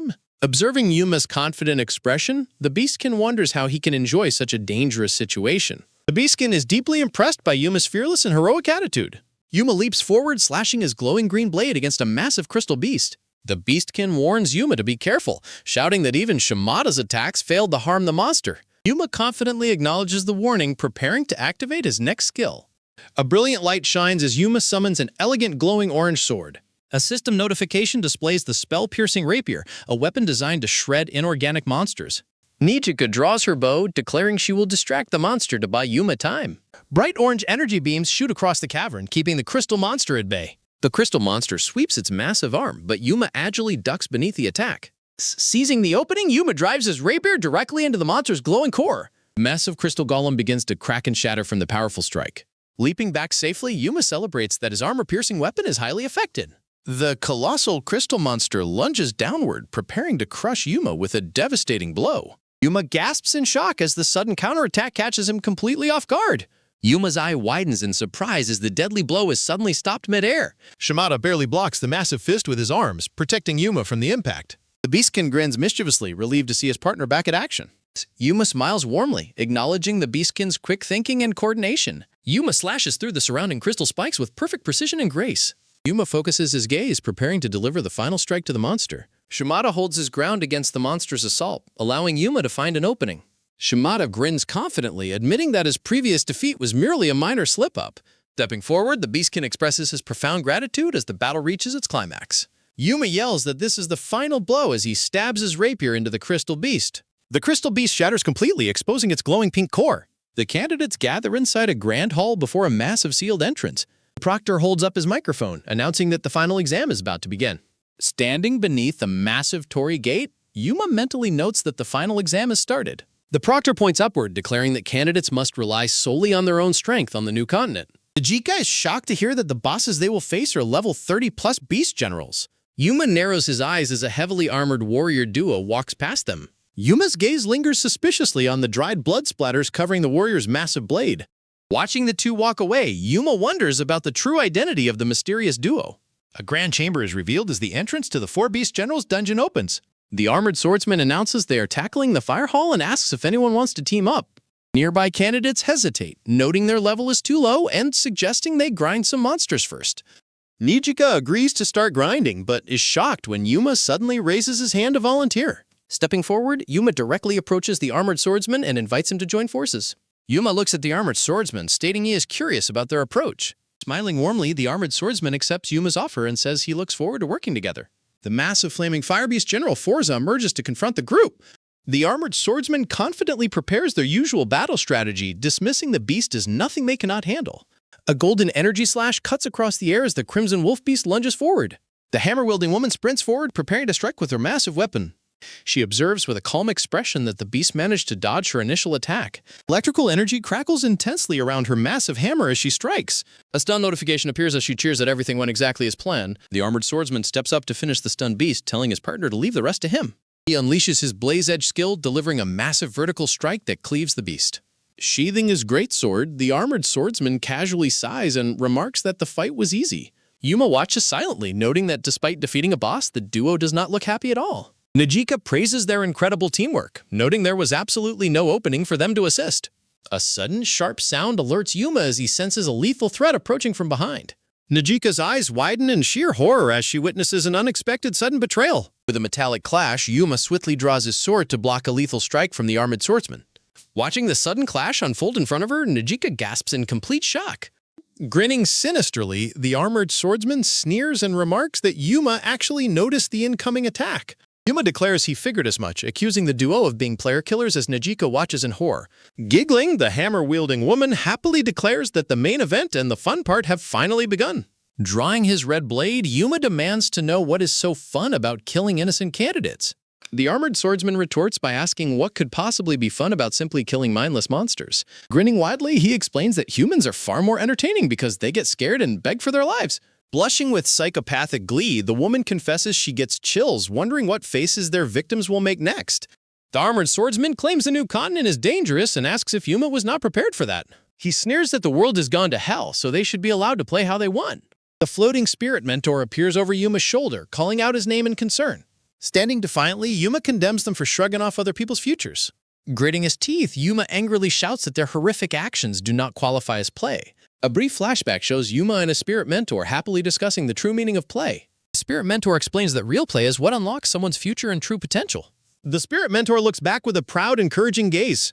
A brilliant flash of green light erupts across the screen, shifting the battle's atmosphere. Yuma's hand glows with radiant green magical energy as he prepares to unleash his power. Yuma blocks the armored swordsman's powerful blow, initiating a fierce clash of steel.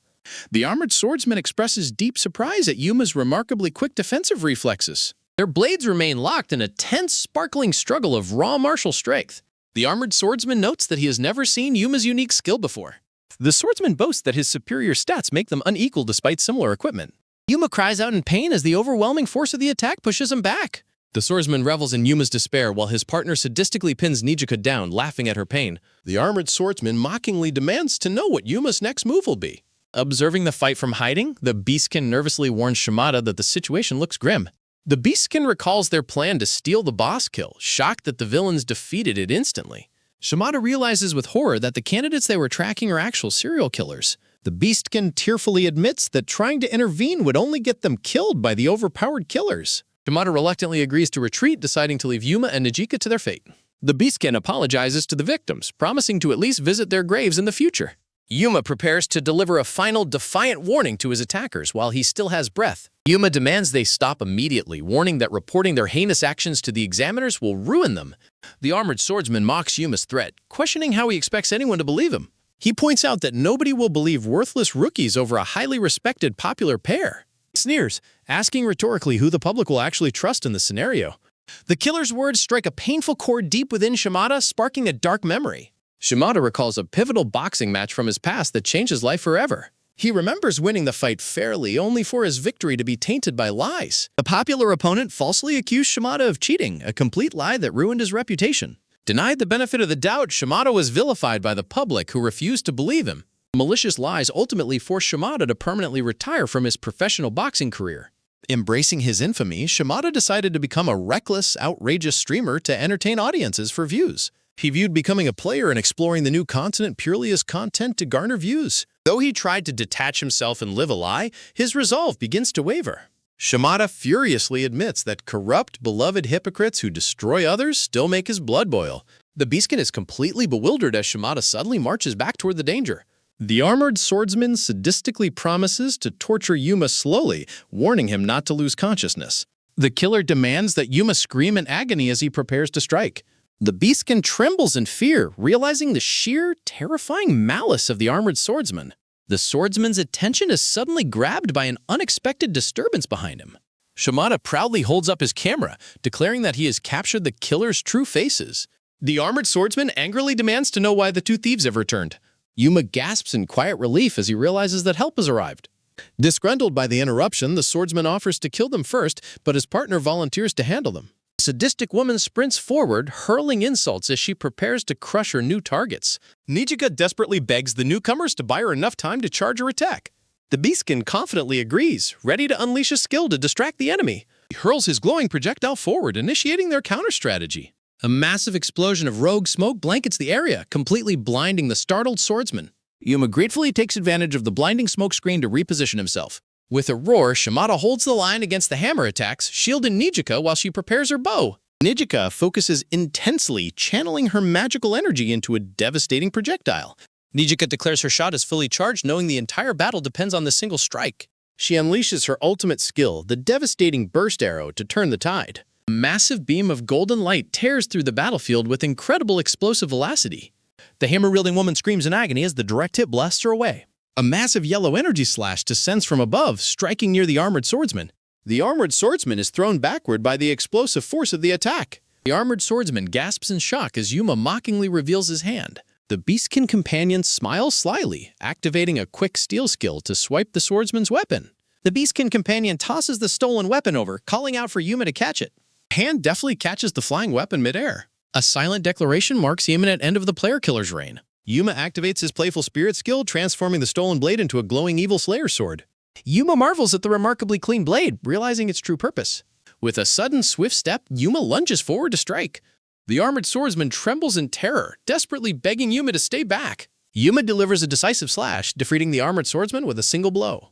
Yuma looks down coldly with a sharp, determined gaze. Yuma firmly steps on the defeated swordsman, planting the glowing blade beside his head. The group walks away victorious as the defeated killers lie unconscious on the floor. The party regroups in a cavern alongside other candidates, preparing for their next steps. Flashback shows the four working together to defeat a massive green bird boss. The examiner proudly announces the 10 candidates who successfully passed the selection process. The team joyfully cheers and celebrates their hard-earned victory. Yuma happily congratulates Nijika on their successful qualification. Nijika momentarily lapses into silence, looking down with a troubled expression. Yuma and Nijika share a cheerful high-five to solidify their partnership. In a tense flashback, Nijika stands before an imposing blue-haired man seated at a grand desk. The blue-haired man coldly declares his intent to make Yuma subservient to his guild.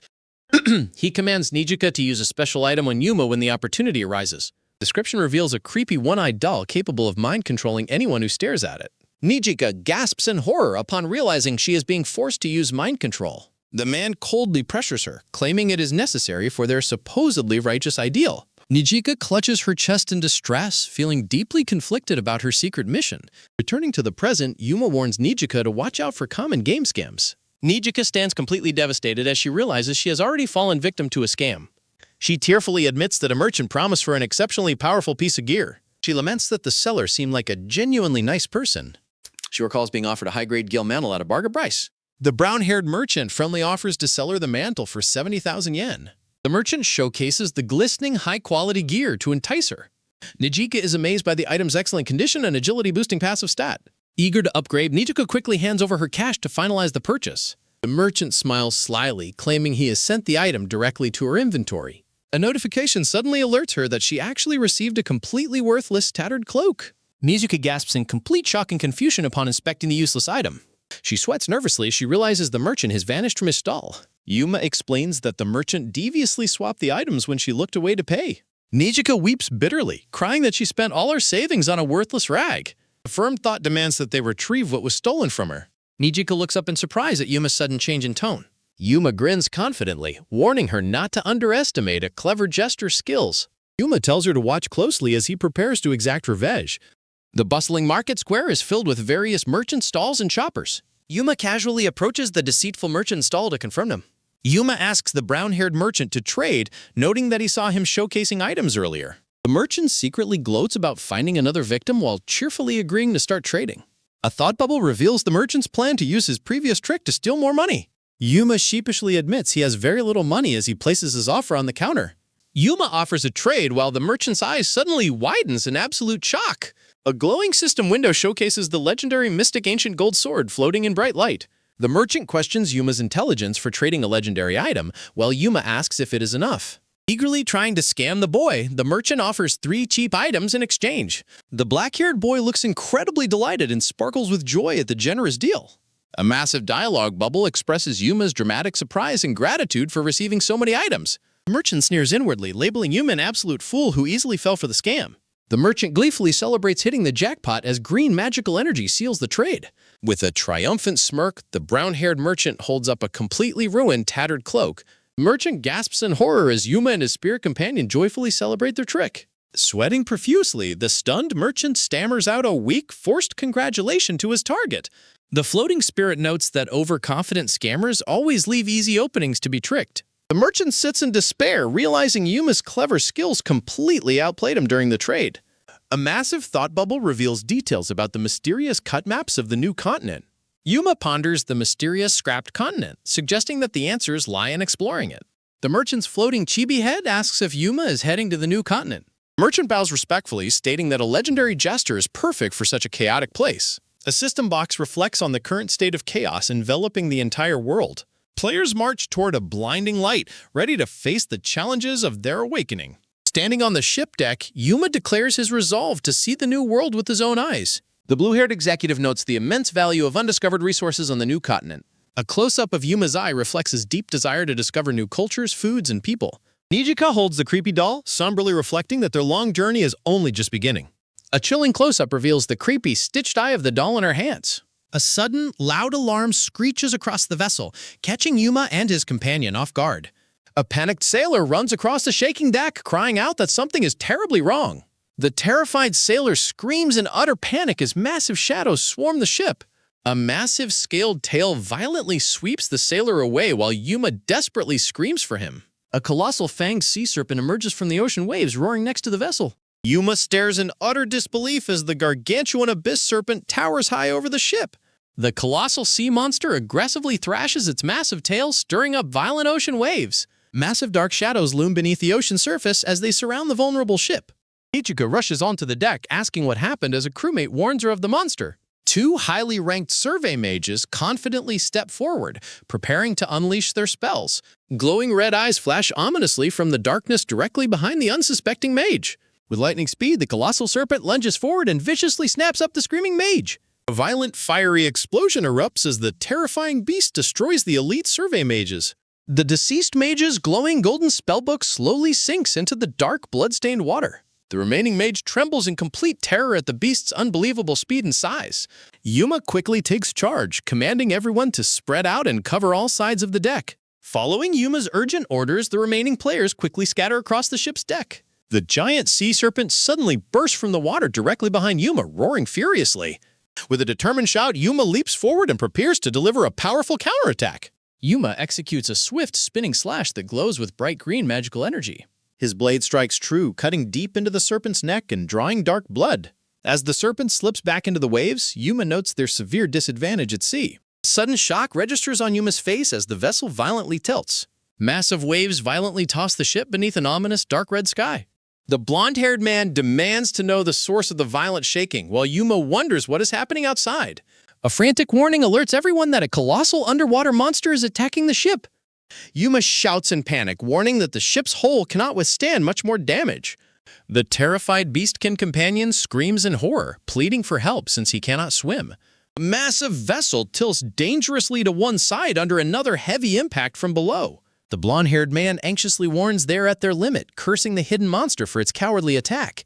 Electric yellow light crackles intensely around the massive sea serpent submerged beneath the water. Yuma grips his glowing sword, confidently planning to force the monster to reveal itself. Yuma commands the party to coordinate their attacks the moment the beast emerges. The united party stands ready on the shaking deck, bracing themselves for battle. Yuma commands his team to strike with all their might. The party unleashes a devastating combined assault, striking the giant serpent directly. The colossal serpent shrieks in agonizing pain as the powerful strikes connect. The wounded beast crashes heavily back into the sea, churning the water. Nijika and Yuma celebrate their victory, while the blonde-haired man sighs in relief that they survived. A system notification appears announcing that the skill God Dice has been unlocked. Yuma happily celebrates acquiring a new skill, eagerly wondering what abilities it grants him. Yuma's excitement is suddenly cut short as a strange sound catches his attention. The massive cruise ship violently capsizes, plunging the passengers into the freezing sea. Yuma desperately calls out for Nijika as he sees her sinking unconsciously into the deep water. Yuma struggles against the heavy current, realizing he is about to lose consciousness. A gloved hand gently reaches out to clasp another hand beneath the shimmering water surface. A sleek silver object slowly drifts down, sinking into the dark, quiet ocean floor. A serene, glowing blue moon illuminates the night sky over a quiet, mysterious coastline. Gentle waves wash ashore near strange, exotic purple flora lining the dark, unfamiliar beach. Yuma slowly groans as he begins to regain consciousness on the shore. Clutching his aching head, Yuma slowly sits up on the dark shore beside Nijika. Yuma calls out Nijika's name in relief as she weakly groans and begins to wake up.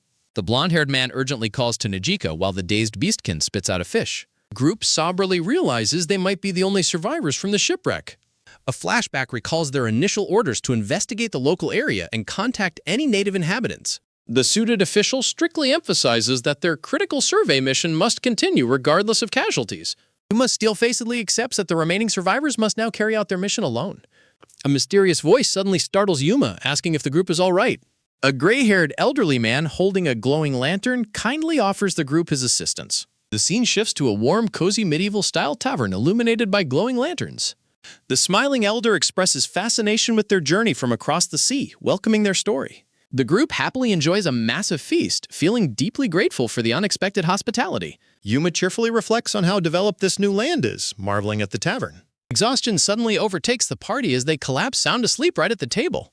The devious host gloats about successfully drugging his unsuspecting guests with sleep-inducing dream herbs. A hooded cultist with glowing red eyes gleefully announces the start of their ritual. The cultists order their captured victims to be taken directly to the flaming altar. Tied up and helpless, Yuma stares up in horror at a towering stone gargoyle statue. Yuma struggles against his bonds, completely bewildered by how they ended up captured. The stone face of the monstrous gargoyle looms ominously over the captive heroes. Yuma desperately yells for the others to wake up as they realize they are bound.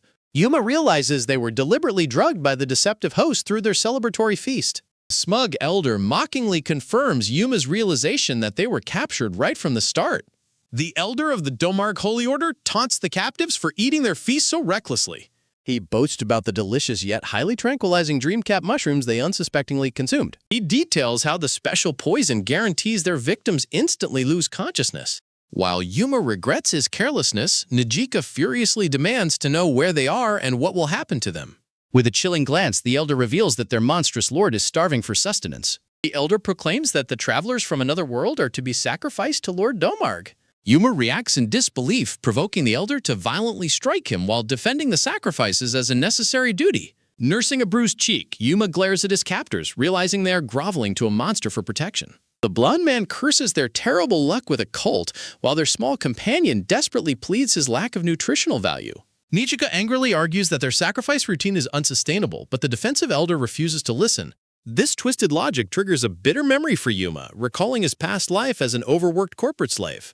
A heavy slam echoes as a mountain of paperwork is dumped onto his desk in his memories. He remembers the toxic corporate mantra urging him to endure the burden for the sake of everyone else. His past boss smirkingly guilt-tripped him, reinforcing the hollow promise of sacrifice for the collective good. Drained and utterly defeated, past Yuma had no choice but to quietly accept his exploitation. Returning to the present, Yuma's expression hardens with silent resolve as he rejects this sacrifice mentality. The elder warns there is no escape and commands the ritual to proceed as the captives look on. Alan stares somberly at a golden locket containing a picture of his loved one, questioning his actions. Yuma's keen eyes immediately pick up on Alan's hesitation and inner conflict. Yuma whispers to Nijika that Alan seems conflicted and likely has a deeper story behind his compliance.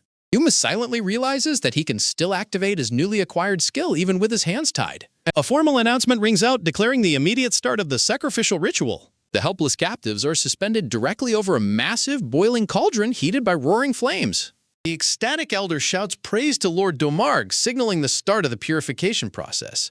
The brainwashed cultists raise their arms, chanting the name of their terrifying deity in unison. Fanatical devotion fills the crowd as they cheer eagerly for the horrific ritual to proceed. Suspended above the heat, Yuma watches grimly as the elder promises they will be reborn as food. Even facing death, the beastkin demands a fancier pot, while the frustrated blonde man yells at him. Alan stands silently among the cheering crowd, clearly suffering from immense guilt over their actions. Spotting Alan's distress from his suspended position, Yuma prepares to make his move. Acknowledging the high risk, Yuma prepares to gamble everything on his newly acquired skill. A system notification reveals his active skill, Bluff Level 1, which alters a target's perception. Alan gasps in utter shock as the perception-altering magic takes immediate effect on his mind. Under the powerful illusion, Alan sees his beloved Namiya hanging over the cauldron, pleading to know why. Overwhelmed with grief, Alan breaks down in tears, desperately screaming and begging for her forgiveness. Alan frantically commands the crowd to halt the ritual, throwing the confused cultists into disarray. He emotionally declares that they will no longer participate in this horrific sacrificial system. Now freed, the group gathers around a campfire as they gently press Alan for his history. Looking down sadly, Alan explains that both he and Namiya served as members of the town guard. He describes the terrifying day the giant winged monster suddenly descended upon their peaceful town. Arming themselves, Alan and Namiya stood bravely side by side to defend their home from the beast. Unfortunately, they were utterly defeated, unable to overcome the monster's overwhelming power. Rather than destroying them all, the sinister beast proposed a chilling dark bargain. The monster demanded a continuous supply of human sacrifices in exchange for their protection. Under this horrific deal, the town experienced temporary peace while Domarg drove other monsters away. Their peaceful days were shattered when the village leader approached them with grim news. Alan's world crumbled to pieces upon learning that Namiya had been chosen as the next sacrifice. Namiya selflessly accepted her fate, smiling warmly to ensure Alan and the town would survive. Haunted by her final terrified face, Alan descended into despair, actively kidnapping others to maintain the peace. Alan pleadingly asks Yuma why he would go to such extreme lengths for a town of strangers he has never met. Smiling gently under his pointed hat, Yuma prepares to explain the reasons behind his selflessness. Alan fondly recalls walking through the peaceful streets alongside a cheerful, laughing Namiya. Namiya laughs joyfully under the bright sky, her warm smile preserved in memories. Alan's expression softens as he admits he had never even considered such a selfless perspective. Alan turns to Yuma with a warm smile, promising to assist them in any way possible. A voice questions what lies ahead, breaking the silence of the dark night forest. Looking toward the snowy peaks, Alan explains that the beast feeds halfway up the mountain. Alan explains that normal monsters do not need human flesh to survive, though Domarg craves it. Staring with deep concern, Najika demands to know why the beast continues to devour them. Alan grimly explains that the terrifying monster has simply acquired an insatiable taste for humans. Scattered human bones lie on the dark ground, a chilling sign of the tragedy. The gray beastkin shivers in sheer terror, letting out a frightened whimper of horror.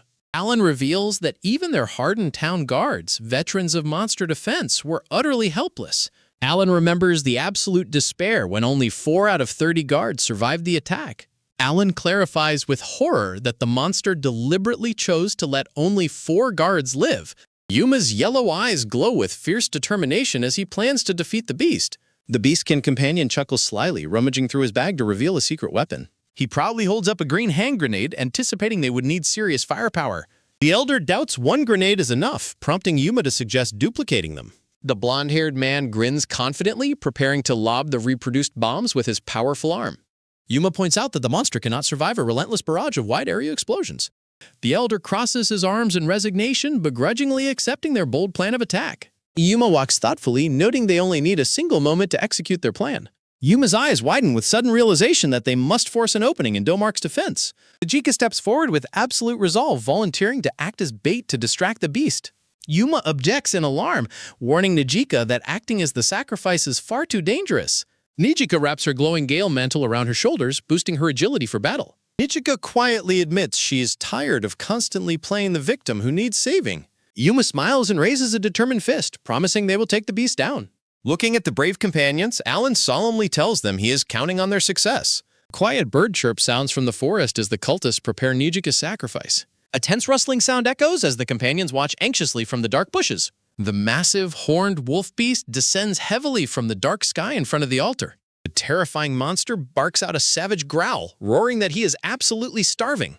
The elder bows deeply, presenting Nijika to the beast as a highly special offering. Dormark steps closer, sniffing hungrily as he relishes the sweet scent of his victim. Alan clenches his fists and prays silently that this dangerous plan will end their nightmare. Nijika suddenly throws off her sheet, drawing her golden bow with a fierce glare. Nijika fires a glowing arrow at close range, defiantly mocking the monstrous beast. The glowing arrow speeds directly toward the face of the startled, towering wolf beast. A sharp attack slices cleanly through the air, heading straight for the monster's jaw. A sudden impact echoes as the glowing projectile strikes directly against the beast's mouth. Dormarg snarls in pure confusion and fury, demanding to know what this defiance means. Nijika stands her ground, shouting defiantly at the monster from point-blank range. Yuma activates his mimic skill, instantly duplicating a storm of glowing green hand grenades.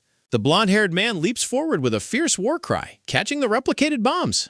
Multiple hand grenades sail high through the air, heading straight toward the distracted monster. The massive monster howls in agonizing pain as a huge wall of fire erupts around him. Yuma, the blonde-haired man, and the beastkin cheer in triumph at their successful strike. Emerging from the thick smoke, the giant horned wolf beast unleashes a furious, bone-chilling roar. Out of the dark haze, a voice of pure disbelief whispers in shocked confusion.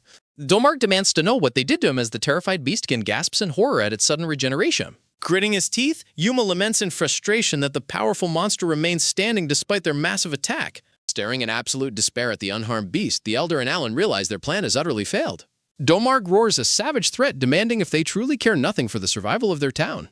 The defensive Elder trembles in pure terror as the realization of his impending doom sinks in. Gripped by mortal dread, the Elder desperately fears for his own survival in the face of death. Cowardly attempting to save himself, the Elder grabs Nijika and frantically blames the outsiders for the attack. The Elder begs Dormark to take Nijika instead while the blonde girl struggles futilely to break free. The blonde-haired man growls in anger, cursing the Elder for his cowardly betrayal. Dormark warns there will be no second chance, but decides to overlook the defiance due to the high-quality sacrifice. With a slow, sinister movement, the massive gray hand reaches down toward the helpless blonde girl. Glaring down at Nijika, Dormark promises a gruesome end, detailing exactly how he will devour her. The terrifying monster raises a massive claw, preparing to tear into his helpless captive. Dormark opens his razor-sharp maw, looming menacingly over the petrified blonde girl. Watching from the sidelines, her companions stare in absolute horror, unable to intervene in time. Nijika gasps as a sudden, unexpected sound of impact echoes through the clearing. She looks down in utter shock as a severely wounded Yuma collapses right before her. Thick droplets of fresh blood splatter heavily onto the ground, signaling a devastating injury. Coughing up blood, Yuma weakly calls out Nijika's name as he struggles to stay conscious. As Nijika watches in horror, Yuma offers a gentle smile, whispering that he is glad she is safe. Horrified by the bloody scene, Nijika unleashes a piercing shriek of absolute grief and terror. Nijika realizes with agonizing clarity that Yuma threw himself into danger to save her without hesitation. The cowardly Elder's voice rings out, eagerly encouraging the beast to begin its horrific feast.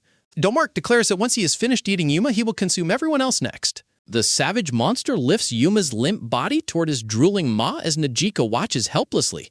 Witnessing the tragedy unfold, Alan grunts in deep remorse as his guilt becomes unbearable. Overwhelmed by his own past actions, Alan silently begs for forgiveness in his mind. Consumed by self-loathing, Alan blames himself entirely for the horrific fate of these innocent people. A sudden, violent burst of blood erupts directly from the throat of the startled monster. Caught completely off guard, the blonde girl gasps in confusion at the sudden, unexpected turn. With a painful shriek, Dormark clutches his bleeding throat as Nijika falls from his grip.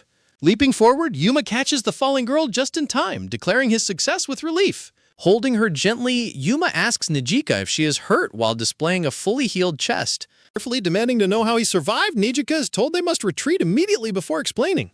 Dormark seethes in absolute rage, vows never to forgive them for damaging his tongue.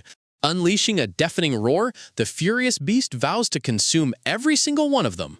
Tripping over his own feet, the cowardly Elder falls backward onto the ground in sheer panic. Dormark points his massive sharp claw directly at the trembling Elder, declaring he will go first. Dormark bites down savagely, devouring the screaming Elder in a single horrific bloody instant. As they flee, Nijika breathlessly asks Yuma how he managed to survive his fatal injuries.